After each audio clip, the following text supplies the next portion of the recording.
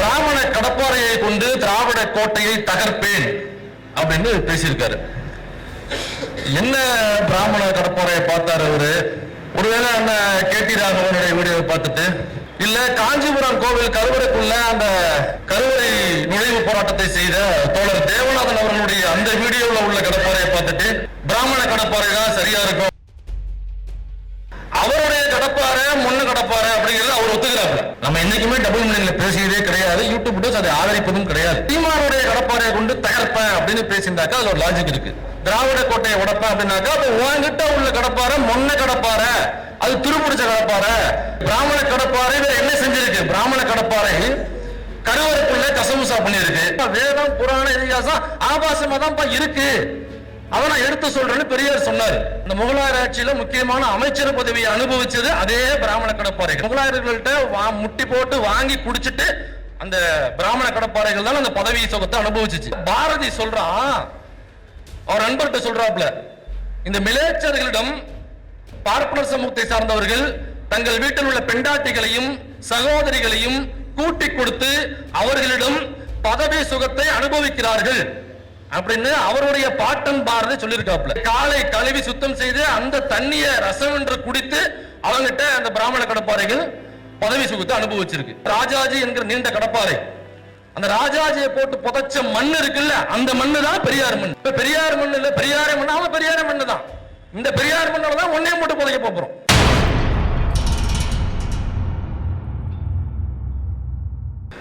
சீமான் பேசும்பொழுது சீமான் மரியாதையா பேசணுமா? பேசணுமா? பாருங்க, மக்கள் சொல்றாங்க, நாம எதுவும் சொல்லல.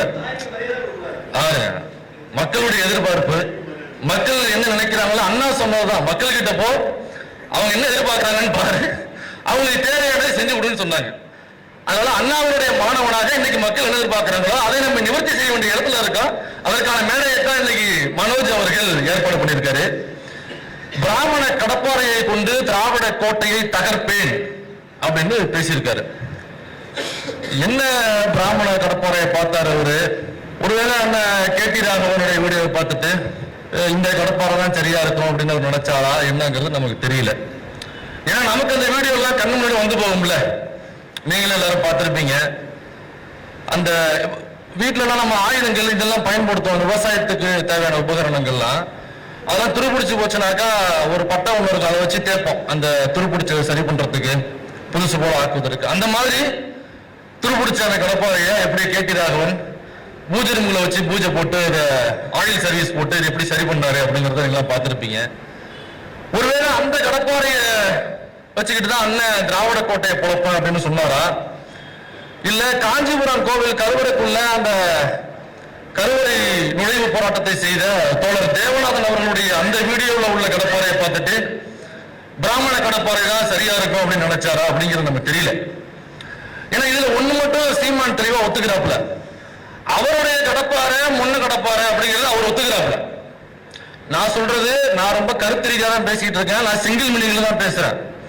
நீங்க டபுள் மீனிங்கா எடுத்துட்டீங்கன்னாக்கா அதுக்கு நிர்வாகம் பொறுப்பு இல்லை, யூடியூப் டோஸ் பொறுப்பு இல்லை. நான் யூடியூப் டோஸ் ஒருபோதும் நம்ம என்னைக்குமே டபுள் மீனிங்ல பேசியதே கிடையாது, யூடியூப் டோஸ் அதை ஆதரிப்பதும் கிடையாது.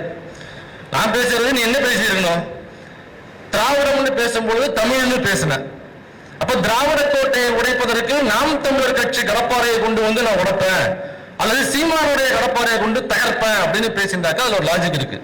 இப்ப பிராமண கடப்பாறையை கொண்டு வந்தா திராவிட கோட்டையை உடைப்பேன் அப்படின்னாக்கா அப்ப உங்ககிட்ட உள்ள கடப்பாறை மொன்ன கடப்பாறை, அது துருப்பிடிச்ச கடப்பாறை, அது எந்த வேலைக்கும் உதவாத கடப்பாறை, அது சோழி முடிஞ்சு போன கடப்பாறை, அது ஒரு டம்மி துப்பாக்கி, அது ஒரு அட்டைக்கத்தி, அது ஒரு பேப்பர் ரவுடி, அது ஒரு காகிதம் பொறுக்கி அப்படிங்கிறது அவரே ஒத்துக்கிட்டாப்ல. நாம எதுவும் சொல்லல, அவரே லிட்டரலா வந்து ஒத்துக்கிட்டாப்ல. இந்த நாம் தமிழர் கட்சிங்கிற கட்சி திராவிடத்துக்கு எதிராக நாங்க ஆரம்பிச்சோம், ஆனா இந்த கடப்பாறை மொன்ன கடப்பாறையாக ஆகிவிட்டது அப்படிங்கறத அவர் ஒத்துக்கிட்டு இருக்காப்ல. இப்ப இதெல்லாம் பேசும்போது உங்களுக்கு தோணும், ஏன் இப்படி எல்லாம் பேசணும் மேடைகள்ல அப்படின்னு சில பேர் தோழர்களுக்கு தோணலாம். சில ஸ்கேலை கொண்டு வந்து நம்ம கிட்ட நீட்டலாம்.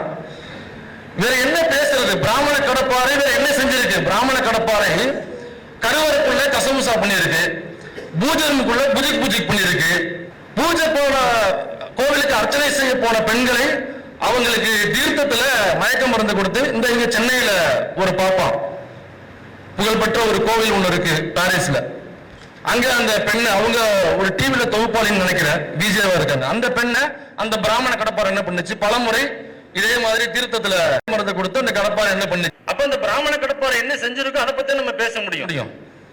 அப்ப அந்த கடப்பாறை என்ன செஞ்சிருன்னு பேச போனாக்கா நீங்க ஏன் இப்படி ஆபாசமாக பேசுறீங்கன்னு கேக்குறீங்க. நம்ம இந்த வேதம் இதிகாசம் புராண குப்பைகள்ல என்ன இருந்து பேசணும்னாக்கா ஏன் ஆபாசமா பேசுறீங்க. வேதம் புராண இதிகாசம் ஆபாசமா தான் இருக்கு, அதை நான் எடுத்து சொல்றேன்னு பெரியார் சொன்னாரு.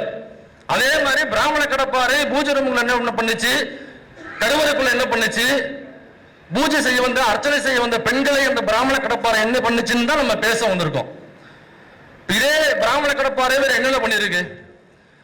முகலாயர்கள் வந்ததுக்கு அப்புறம் தான் இந்தியா உருப்படாம போச்சு, இந்தியா சுத்தமாக காலியானதுக்கு காரணம் இந்த முகலாயர்களுடைய படையெடுப்பு அப்படின்னு பேசுவானுங்க. இப்படி பேசுகிற இந்த பிராமண கடப்பாறைகள் தான் முகலாயர்கள் ஆட்சியில முகலாயர்களிடம் வாங்கி குடிச்சிட்டு அந்த முகலாயர் ஆட்சியில முக்கியமான அமைச்சர் பதவியை அனுபவிச்சது அதே பிராமண கடப்பாறைகள்.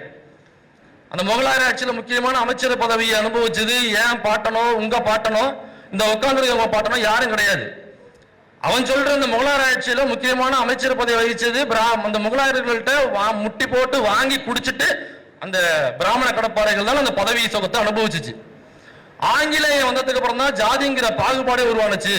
ஆங்கிலேயம் தான் இந்தியாவை பிளவுபடுத்திட்டான், ஆங்கிலேயம் தான் இந்தியாவை முன்னேற விடாம தடுத்துட்டான் அப்படின்னு சொல்ற அந்த பிராமண கடப்பாறை தான் அதே ஆங்கிலேயனிடம் காட்டி கொடுத்து கூட்டியும் கொடுத்து அந்த மிலேச்சர் என்று அவர்கள் சொல்லுகிற ஆங்கிலேயரிடம் பதவி சுகத்தை அனுபவிச்சது.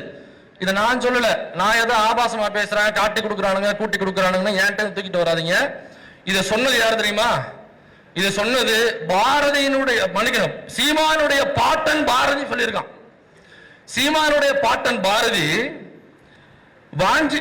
வாஞ்சியோடு தொடர்பு கொண்டிருந்த ஆரியர்களுக்கு ஓர் ஆப்த வாக்கியம் அப்படிங்கிற புத்தகத்துல பாரதி சொல்றான், அவர் நண்பர்கிட்ட சொல்றாப்ல, இந்த மிலேச்சர்களிடம் நம்மவர்கள் பார்ப்பனர் சமூகத்தை சார்ந்தவர்கள் தங்கள் வீட்டில் உள்ள பெண்டாட்டிகளையும் சகோதரிகளையும் கூட்டி கொடுத்து அவர்களிடம் பதவி சுகத்தை அனுபவிக்கிறார்கள் அப்படின்னு அவருடைய பாட்டன் பாரதி சொல்லியிருக்காப்ல. இப்ப பிராமண கடப்பாறை என்ன பண்ணிருக்கு, அதான் நம்ம பேச முடியும். இப்ப பிராமண கடப்பாறை காட்டி கொடுத்திருக்கு, கூட்டி கொடுத்திருக்கு, முகலாயர்கள்ட்ட வாங்கி குடிச்சு பதவி சுகத்தை அனுபவிச்சிருக்கு, பிரிட்டிஷ்காரன் முட்டி போட்டு அவனுக்கு தேவையான பணிவிடைகள் செய்து அவன்கிட்ட வாங்கி குடிச்சு அவனுடைய ஷூவை நக்கி அவனுடைய காலை கழுவி சுத்தம் செய்து அந்த தண்ணியை ரசம் என்று குடித்து அவங்கிட்ட அந்த பிராமண கடப்பாறைகள் பதவி சுகத்தை அனுபவிச்சிருக்கு. இடையில ஒரு பஞ்ச டைலாக் நடிக்கிறானுங்க போறாரு, இது பெரியார் மண்ணு இல்ல, இது பெரியாரே மண்ணு தான் அப்படின்னு ஒரு பஞ்ச டைலாக் எங்க என்ன பிடிச்சிட்டாங்க. இது எல்லா மேடைகளையும் சொல்லி பெரியார் மண்ணு இல்ல, இது பெரியாரே மண்ணு தான், ஏதோ பெரிய புடிங்க மாதிரி இந்த டைலாக் கூட்டு விட்டாங்க. சரி, பெரியார் மண்ணு இல்ல, இது பெரியாரே மண்ணு தானா? ஆமா, பெரியாரே மண்ணு தான், மாற்று கருத்து இல்ல, பெரியாரே மண்ணு தான். நீங்க உங்களுக்கு சந்தேகம் இருந்துச்சுனாக்கா சீமானுக்கோ நாம் தமிழர் கட்சிக்கோ ஆர்எஸ்எஸ் காரனுக்கோ எந்த சந்தேகமும் வேண்டாம். ஒருவேளை உங்களுக்கு சந்தேகம் இருந்ததுன்னா உங்களுடைய அந்த பெரிய நீண்ட கடப்பாறை இருக்குல்ல, ராஜாஜி என்கிற நீண்ட கடப்பாறை, அந்த ராஜாஜியை போட்டு புதைச்ச மண் இருக்குல்ல, அந்த மண்ணு தான் பெரியார் மண்ணு. சோ என்கிற ஒருத்தர், இந்த துக்ளக்குடைய முன்னாள் ஓனர் ஒருத்தர் இருந்தார்ல, சோ ஆரியத்துக்கு ஆர்எஸ்எஸ்க்கு அதிமுகவுடைய ஐடியா குருவாக இருந்தார்ல, ஐடியா மணியாக, அவரை தூக்கி போட்டு புதைச்சது பெரியார் மண்ணு தான். வர்ணாசிரமத்தையும் பார்ப்பனியத்தையும் தூக்கி கொண்டு வந்தானோ அவன் எல்லாரையும் போட்டு புதைச்சது பெரியார் மண்ணு தான். ராஜாஜியை புதைச்ச இடத்துல போய் பொக்லிங் போட்டு நோண்டி அவனுடைய எலும்பு கூட அல்லது சாம்பல் இருந்துச்சுனாக்கா அவனை தட்டி கேளு, பெரியார் மண்ணா அல்லது பெரியாரே மண்ணாங்கிறத ஒரு ராஜாஜி சொல்லுவான். உன்னுடைய பாட்டம் பாரதியை புதைச்சது இதே பெரியார் மண்ணுல தான். இப்ப பெரியார் மண்ணு இல்ல, பெரியாரே மண்ணு, அவன் பெரியாரே மண்ணு தான். இந்த பெரியார் மண்ணுல தான் ஒன்னையும் போட்டு புதைக்க போறோம். இப்படி பெரியார் மண்ணு இல்ல, பெரியாரே மண்ணு தான் எவன் எல்லாம் வந்தானோ எல்லாரையும் போட்டு புதைச்சு அவங்களுக்கு இரங்கல் கடிதம் எழுதியது இந்த பெரியார் மண்ணு தான். இந்த பிராமண கடப்பாறை, திராவிட கோட்டை, இந்த திராவிட கோட்டை தான், இந்த திராவிட சித்தாந்தம் தான் ஒரு காலத்துல இந்த திராவிட கடப்பாறைகளையே காப்பாற்றியது. எப்படின்னா, நம்ம காந்தி இறந்து போனாரு, காந்தி இறந்த பொழுது காந்தியை கொன்றது ஒரு இஸ்லாமியர் அப்படின்னு சொல்லிட்டு ஒரு வதந்தியை பரப்புனாங்க. அந்த வதந்தியும் உடனடியாக முறிக்கப்பட்டு காந்தியை கொன்னது கோட்சே என்கிற ஆர்எஸ்எஸ் சார்ந்த ஒரு ஊதாரி பாப்பான் என்று எழுதினாங்க. அன்னைக்கு அண்ணா எழுதினாரு, பெரியார் எழுதினாங்க. அதுக்கப்புறம் தான் மக்களுக்கு தெரிய வந்தது காந்தியை கொன்னது கோட்சே என்கிற ஒரு ஆர்எஸ்எஸ் அமைப்பை சார்ந்த ஒரு பாப்பா என்பது தெரிய வந்தது. அன்னைக்கு காங்கிரஸ் ஒரு பேர் இயக்கம். அவங்க உடனடியாக பார்ப்பனர் கொண்டானு சொல்லிட்டு அவங்கள கொஞ்சம் பேர் வந்து பார்ப்பனர் யாரு, பார்ப்பனர் அல்லாதவர் யாருன்னு தெரியும் இல்லைங்களா, அவங்க எல்லாரும் அக்ரகாரத்தை கொளுத்தியே தீருவேன், அக்ரகாரத்தை சுத்தமா அழிச்சே தீருவேன்னு சொல்லிட்டு கிளம்பிட்டாங்க. திராவிட கழகத்துக்கு சொல்லவே தேவையில்லை. அது வந்து ஒரு காஞ்ச சருகு மாதிரிதான் பார்ப்பனர்களுக்கு எதிரான மனநிலை. அப்ப இப்படி ஒரு சம்பவம், இப்படி ஒரு வாய்ப்பு கிடைக்கும் பொழுது திராவிடர் கழகமோ காங்கிரஸோ பயன்படுத்தி இருந்தா என்னவா இருக்கும்? அப்ப இதை பயன்படுத்த விடாமல் அன்றைக்கு வானொலியில் பேசி அந்த பிராமண கடப்பாறைகளை, அந்த அக்ரகார கடப்பாறைகளை காப்பாற்றியது இந்த பெரியார் மண்ணு தான். நீ சொன்ன பெரியாரே மண்ணுன்னு, அந்த பெரியாரே மண்ணு தான் நீ சொல்ற பிராமண கடப்பாறைகளை காப்பாத்தியது. அன்னைக்கு தலைவன் மட்டும் நினைச்சிருந்த ஒரே ஒரு ஸ்டேட்மெண்ட் கொடுத்திருந்தான்னாக்கா, கொலைக்கல்வி கொண்டு வரும் பொழுது எப்படி ஒரு பெரிய கூட்டத்தை கூட்டி எல்லாரும் கையில ஒரு கையில மண்ணெண்ணையும் ஒரு கையில தீப்பெட்டியும் வச்சுக்கங்க, நான் எப்ப ஊன்னு சொல்றனோ அடுத்த நிமிஷம் அக்ரஹாரம் கொழுந்து விட்டு எரியணும் அப்படின்னு ஒரு ஸ்பீச்சை கொடுத்தாருல, ஒரு உத்தரவுக்காக காத்திருங்கள்னு சொன்னார்ல. சொன்னவருக்கு அதற்கான வாய்ப்பு கிடைக்கும் பொழுது ஏன் அதை பயன்படுத்தாம இருந்தாரு? சொன்னார் தனி மனித தாக்குதல் கூடாதுன்னு சொன்னாரு. தனி மனித தாக்குதல் இன்றைக்குமே சரியில்லை. ஒரு பாப்பா பண்ணிட்டாங்கிறதுக்காக ஒட்டுமொத்த பார்ப்பனர்களையும் உதைப்பது, கொள்ளுவது அல்லது சித்திரவதைக்கு உள்ளாக்குவது என்பது தவறு என்று சொல்லி நீ சொல்றது துருபிடிச்ச மொன்னையான இத்து போன அந்த பிராமண கடப்பாறைகளை காப்பாற்றியது தந்தை பெரியார் அவர்கள். பாப்பாத்திகளுக்கான உரிமைகளை கோரியது தந்தை பெரியார். பெண்களுக்கு சொத்தில் சம உரிமை வேண்டும் என்று சொல்லும் பொழுது பார்ப்பனர் அல்லாத பெண்களுக்கு மட்டும் சொத்தில் சம உரிமை வேணும்னு பெரியார் கேட்கல. பெரியார் கேட்டது அனைத்து பெண்களுக்கும் சொத்தில் சம உரிமை என்பதை பெரியார் கோரினார். அன்னைக்கு எதிர்த்தது யார் தெரியுமா? இதே பிராமண கடப்பாறைகள் தான் எதிர்த்துச்சு. ஆனா அன்னைக்கு பிராமண சமூகத்தில் பிறந்த பெண்களுக்கும் உரிமை கோரியது இதே தந்தை பெரியார் அவர்கள். தமிழக மக்கள் ரொம்ப தெளிவாதான் இருப்பாங்களே தவிர்த்து இது அயோத்தி மாதிரி ஆக்கலாமே, இதுல என்ன தவறுன்னு கேக்குறாருன்னா அப்ப அவர் எந்த அளவு இவருக்கு அறிவு இருக்கு நயினார் நாகேந்திரன் அவர்களுக்குன்னு இதுலயே மக்கள் தெளிவா புரிஞ்சிருப்பாங்க. அப்ப நீங்க என்ன சொல்ல வரீங்க? நேரடியா நாங்க அப்படிதான் பண்ணுவோம், நாங்க பிஜேபியை உள்ள நுழைக்கிறதுக்கு RSS மூலமா எல்லா காரியங்களையும் நாங்க இதெல்லாம் ஒரு சின்ன சின்ன விஷயங்கள் அப்படியே குட்டி குட்டியா அரிச்சு அப்படியே பெரிய பூதாகரமா ஆக்கி அதுல ஒரு சந்தோஷப்படுறதுதான் பிஜேபியோட நோக்கம். என்னன்னா தமிழக மக்களுடைய நிம்மதியை கெடுக்கும்.